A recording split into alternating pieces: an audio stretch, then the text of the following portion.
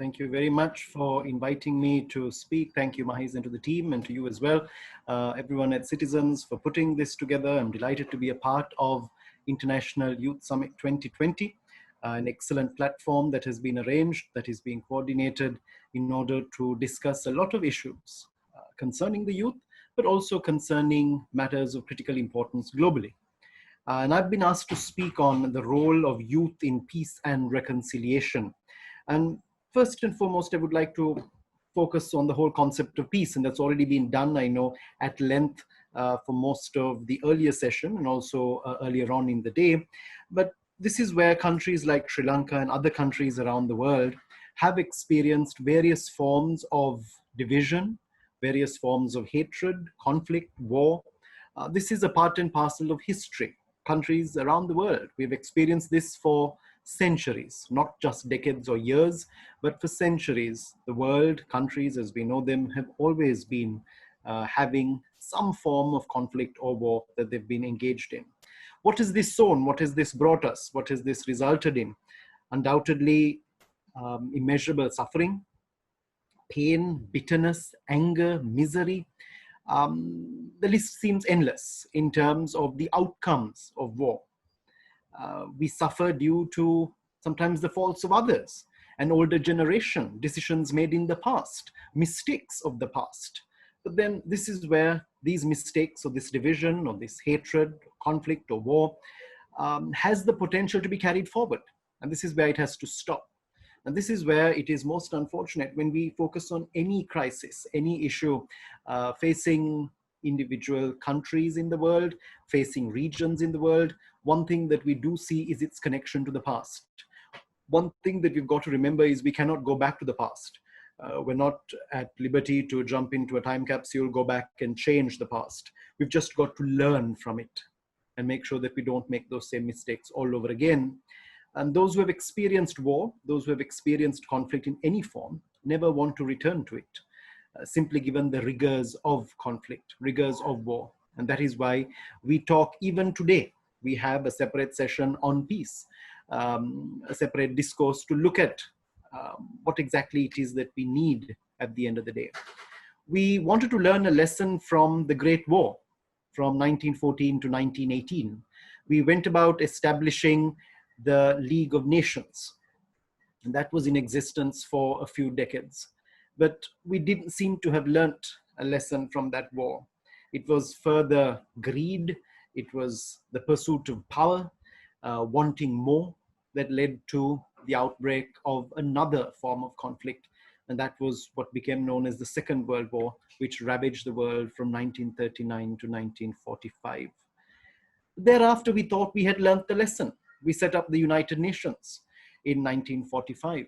2020 marks a significant landmark in multilateralism, as we not only focus on the League of Nations being established back in 1920, and we count 100 years since multilateralism took control or was brought onto the table of discussion. But 1945 to date, the last 75 years, have we been able to avert war? Maybe we have averted a world war, but we have not been able to pluck out from society this whole concept of conflict, which continues to rage. The United Nations has made tremendous efforts, not only in this field, but in numerous other areas, and has been highly successful in terms of policies regarding health, labor, and so many other factors, especially in the field of education, which has made an immense contribution. But this is where, when we talk about war and conflict and we ask, is it a thing of the past? It does come to us from the past, but does it remain there? Why does it continue to haunt us? Why does it continue to hinder progress, hinder credible progress of countries? And this is the most important aspect of this, is because we have failed to learn the lessons of the past. The United Nations Educational, Scientific and Cultural Organization, based in Paris, has a beautiful opening preamble. And the preamble talks about conflict, where conflict originates and how it needs to be dissipated, how it needs to be thwarted. If I were to quote the preamble, it says, "Since wars begin in the minds of men, it is in the minds of men that the defenses of peace must be constructed." Of course, it's in reference to the whole of humanity. And this is where, if the human mind has the capacity to think of war, think of violence, think of ways and means through which you can thwart, break peace, ensure there is misery, ensure there is suffering, in that same mind has the potential to swing in the other direction to ensure peace, harmony, coexistence, cooperation, and collaboration. This is something very important for us to try to understand. What then of this notion of reconciliation? And I just want to ask three particular questions there. What are we trying to reconcile? Who are we trying to reconcile with? And how are we trying to reconcile? When we look at the role of youth, when we look at what has just been discussed, we talked about the past. And of course, the youth might question, we were not a part of the past. However, we continue to inherit that which was in the past. What then are we trying to reconcile? Divisions that exist in society owing to what has occurred. It might be something at a village level. It might be something at a national level within a country. It might be something between countries. It might be something between regions. And this is where this whole process of misgivings, the envy, the prejudices, the biases, obviously all come together. And just as the synergy of good will result in something wonderful, the synergy of bad results in something extremely destructive. And this is where, when we question the concept of reconciliation and what we are trying to reconcile, it's very important for us to be able to identify the problem, identify the root of it, identify where it is emanating from, identify its source in order to try to take measures to deal with the situation. Who then are we trying to reconcile with? This could be with individuals and their ideologies or their beliefs. It could be with countries and their means of operation. It could be with organizations and their objectives of what they want to achieve at the end of the day. But what we must begin to realize is, how do we go about doing this? How do we reconcile? What is the modus operandi that is going to be utilized at this particular point? And this is where education plays a very, very crucial role. Whether it is irrespective of the field, it could be in the field of history, it could be in the field of international relations, it could be in the field of political science, it could be economics, it could be law, it could be medicine. The plethora is open. It's a whole scope of areas, irrespective of the field. When we go back, when we focus on what has taken place thus far, we are that much more understanding. We comprehend that much better. This is where education plays such a pivotal role. It's all part and parcel of the process through which we are making a worthy contribution. But for it to be a worthy contribution, it has got to be something innovative. It has got to be something unique, something that is going to make a change or make a difference. It's not going to be a repetitive process. And often we repeat because we do not know what has happened in the past. We are not aware of what kind of deliberations have taken place in the past. We may not be aware of how situations have been dealt with. But this is where, when it comes to being aware, knowing something, understanding it, it takes a lot more on the part of individuals to also evolve onto another level of respect. And this is where often we talk about this term tolerance. There is even an International Day of Tolerance. But this is where I always argue we need to go further. Tolerating is one thing, but the term tolerance itself has a negative connotation to it. And this is where we need to go one step further in terms of respect. This is where respect is needed. This is where respect is essential. Through respect, what are we trying to do? What are we trying to achieve? We're trying to respect who people are, what their beliefs are, what their choices in life are, what is their way of life, what are their viewpoints and ideas, what are the occupations that they engage in, what may be their religious beliefs or the absence of it. The list goes on. And the moment we begin to realize that it is not only about self, it is also about the other. It's a very important, integral, key component that has to be taken on board, which very often is not. This is where this needs to start at some point. We always keep arguing, we always keep talking about this point, that we need to start respecting, we need to start looking out for the other, we need to start understanding an issue, not only from our point of view, but putting ourselves in the shoes of another, understanding how they would comprehend an issue and why such decisions are made, why such words are spoken, why such action is exhibited. this is where we begin to create a massive form of change. And who better, who better at the end of the day than the youth? We talk about youth being the leaders of tomorrow. You can argue the leaders are already around today. The youth are leaders today. This particular platform that has been created, a youth-led, youth-run initiative, which is bringing youth together to collaborate on behalf of youth, not just in Sri Lanka, but around the world. This is where youth plays such a crucial role. Whilst engaging in education, whilst gaining employment, whilst gradually moving into the workforce, youth are also becoming that much more aware of their rights as individuals in society. But with rights, obviously come responsibilities. And this is where the youth of today have a massive responsibility in undertaking what is going to happen tomorrow, what decisions are going to be taken tomorrow, and how we are going to be able to face the challenges that are continuously arising in the future. This is where we are able to see the harnessing of passion, the directing of enthusiasm, utilization of energy. And this is where the youth become a voice for change, a voice of hope, a voice for something brighter, something better.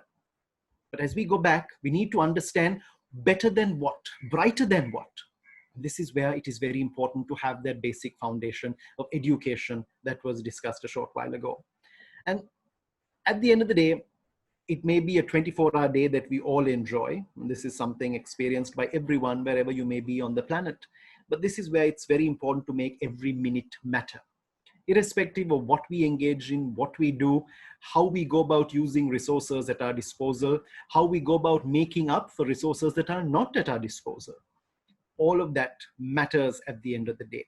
Whether it is through a platform of this nature, whether it is through a publication, whether it is through a blog, whether it is through some form of engagement with society, engagement with peers, engagement in the form of education, all of that contributes in a massive way in creating a path for youth, for people, young people, not only in this country, not only in this region, but around the world.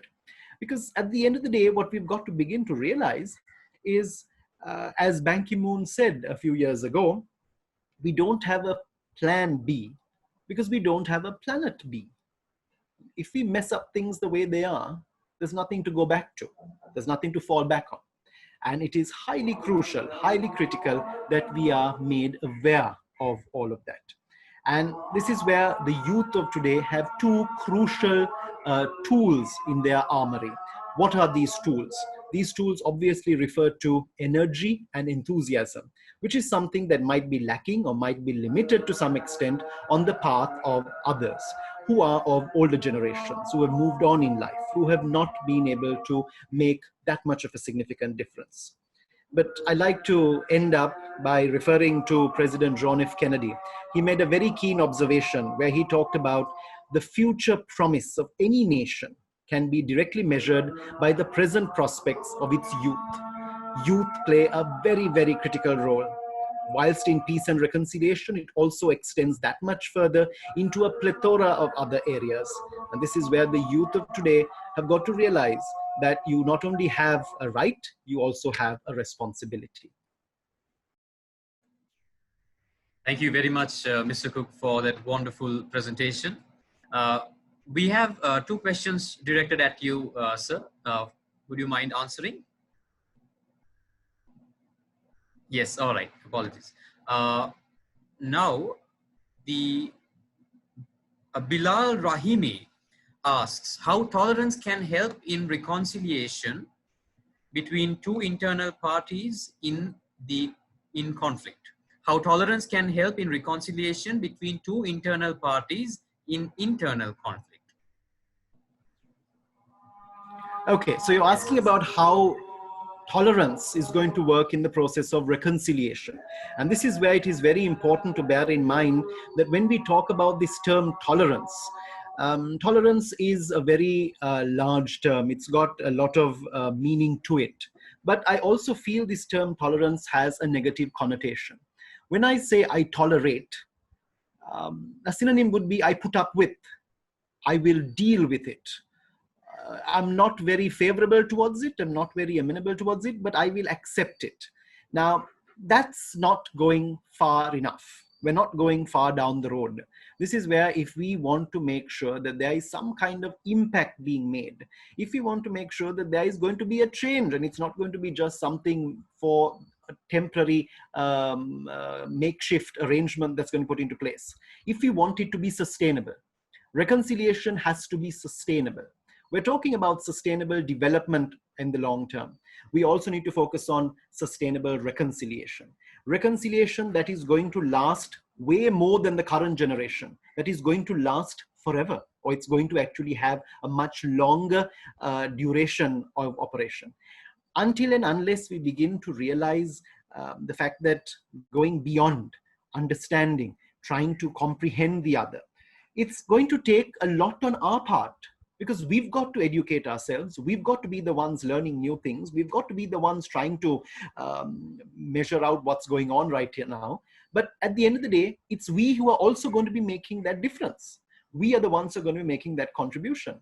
And very often in that realm of reconciliation, what we don't see happening, what we often fail to see happening, is there is a repetition.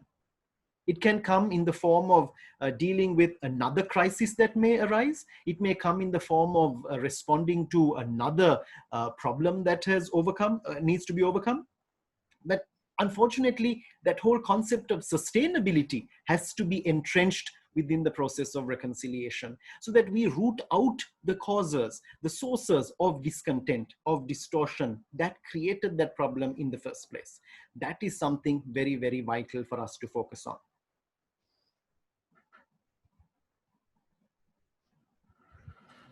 Thank you very much, sir. And while appreciating for that question from the audience, another question that I would like to direct from me. So this is with regards to peace itself.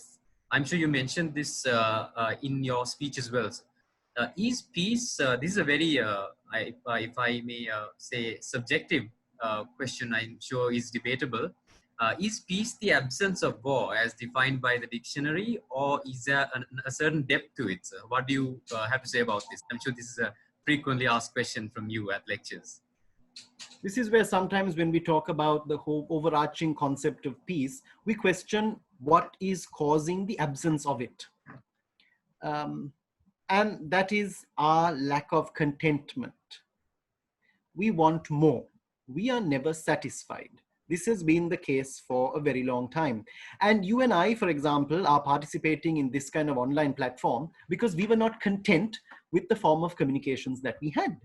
We would have had a live discussion. We would have met. We would have traveled around the world. We would have gathered in one place. But then circumstances are such that we've been propelled into the future. We've been asked to make this quantum leap into the future technologically, and being able to communicate. These are new tools that we are using. These were not around 10 years ago, 20 years ago. These were unheard of. Now, we are utilizing all of this because someone somewhere down the line was not content.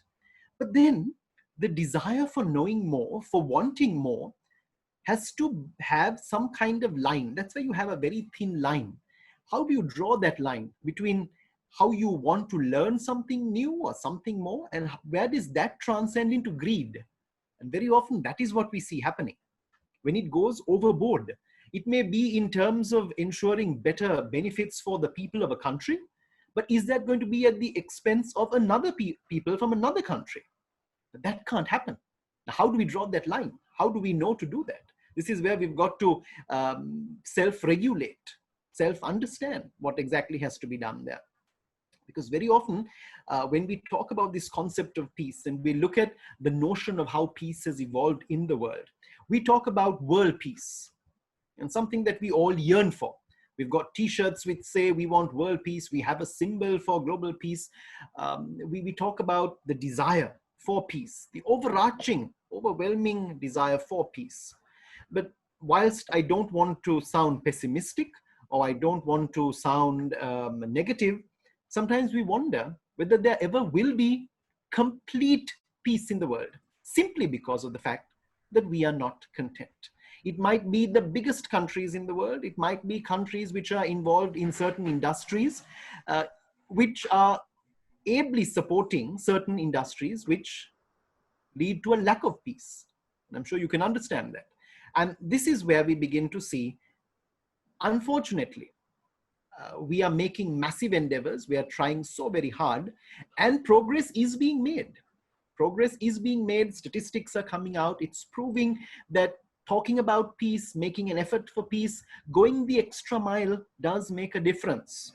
But this is something that has to permeate throughout society. It is not something that can be limited. It is not something that can be constricted to one community in a country, or to one country, or to one region. It is something that has to permeate throughout society, throughout the international community.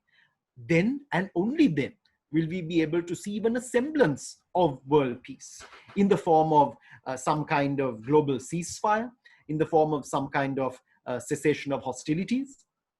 Until and unless we do that, until and unless we demand that, we're not going to see it happening. And this is where the youth have a very important role to play, because at the end of the day, whilst the future belongs to the youth are also going to be the ones who are going to have to engage in that conflict. And that is not something that you would want to do. Anyone who has lived through a war, lived through a conflict, does not want to see a repetition of it. You do not want to even have certain aspects of it recurring again. It is such a traumatic process.